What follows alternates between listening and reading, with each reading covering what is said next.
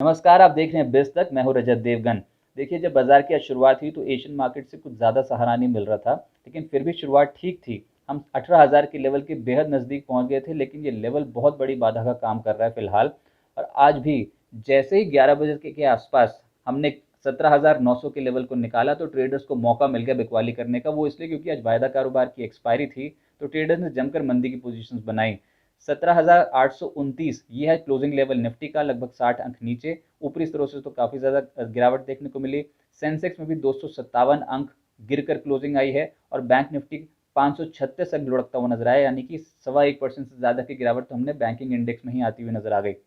Nifty के और NSC के बढ़ने वाले गिरने वाले शेयर्स का जिक्र करें तो पहले एनएससी, यहाँ पर गिरने वालों की संख्या ज़्यादा थी। कुल मिलाकर 53% एनएससी में ऐसे शेयर्स जो गिरकर कामकाज कर रहे थे और 42% में तेजी देखने को मिल रही थी।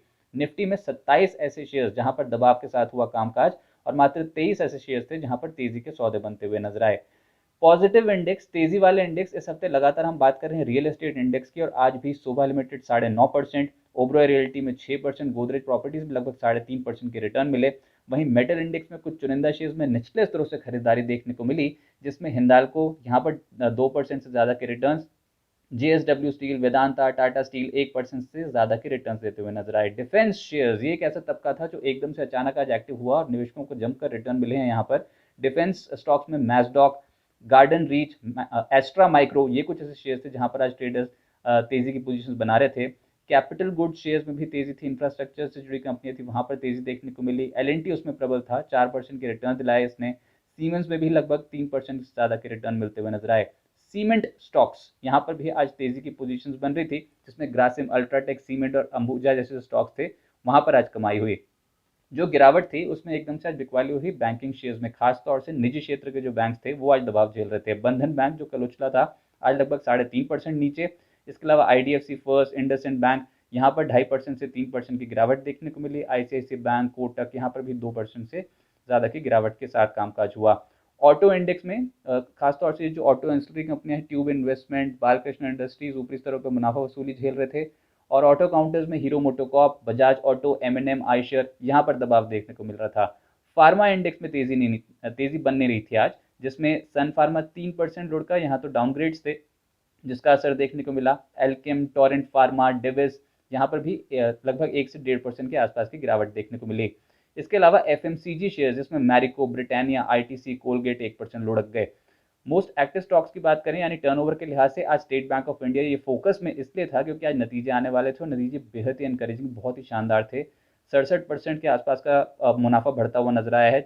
7,627 करोड़ का मुनाफा बैंक ने दर्ज किया। एसेट क्वालिटी में सुधार देखने को मिला है और आज टर्नओवर देखेंगे तो 4,278 करोड़ का हुआ। एक बार तो ये 340 के लेवल पर पहुंच गया था, लेकिन ऊपरी स्तरों पर टिक नहीं पाया, वहां पर मुनाफा वसूली देखने को मिली।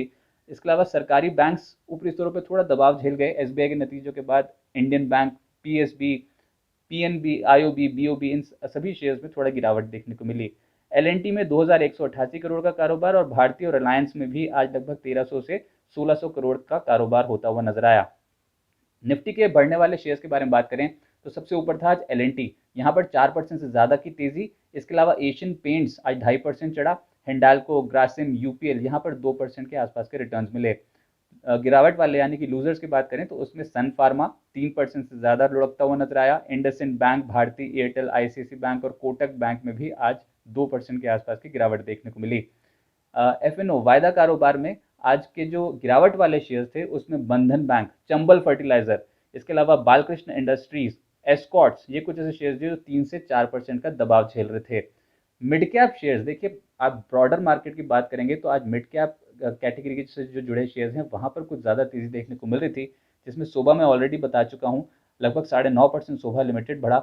इसके अलावा गार्डन रीच शिप बिल्डर्स, यहाँ पर भी 9.5% की कमाई हुई।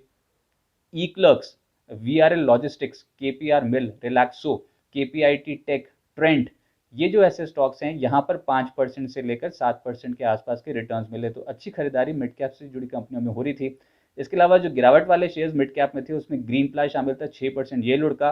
ग्रैंडवेल, यहाँ पर 6% नेगेटिव रिटर्न मिले।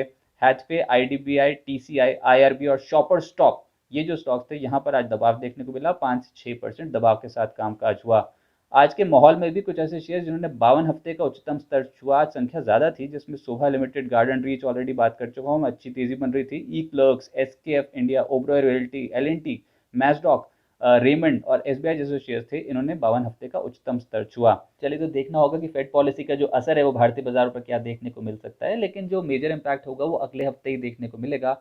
कल 1 घंटे की ट्रेडिंग होगी, मुहूर्त ट्रेडिंग सेशन है। तो मेरी और साथ साथ बिस्तक फैमिली की ओर से आप सभी दर्शकों को दीपावली की हार्दिक शुभकामनाएं।